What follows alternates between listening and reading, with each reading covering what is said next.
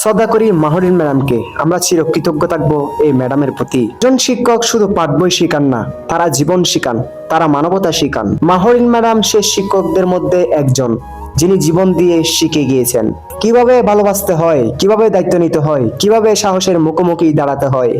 জীবনের প্রতি মায়া না রেখে ছাত্রদের বাঁচানোর জন্য ঝাঁপিয়ে পড়েছেন এই ম্যাডাম। যে ক্লাসরুমে আগুনে থই থই করছে, সেই ম্যাডাম চাইলে নিজের জীবনটাকে বাঁচিয়ে আনতে, এবং অলরেডি সে ক্লাসরুম থেকে বের হয়ে পড়েছে। আবার তার মাথায় আসলো ক্লাসরুমে অনেকটা ছেলে, অনেকটা ছাত্রছাত্রী।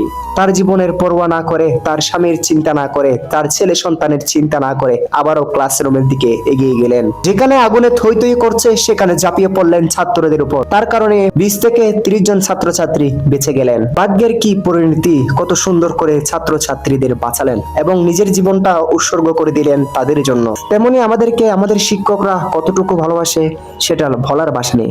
যে মাহরিন ম্যাডাম আবারও শহীদ হয়ে দেখিয়ে দিলেন যে শিক্ষক কতটুকু বড়।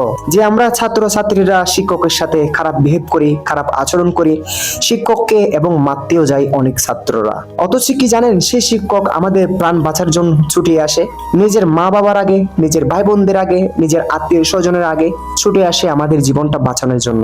ওই মাহরিন ম্যাডাম দেখেন যে বাচ্চাগুলোকে বাঁচিয়েছে, ওই ছাত্রগুলার কোনো মা না, কোনো আত্মীয় না, কোনো পাড়াপড়শি না। অথচ দেখেন সে ছাত্রছাত্রীর জন্য নিজের প্রাণটা উৎসর্গ করে দিল।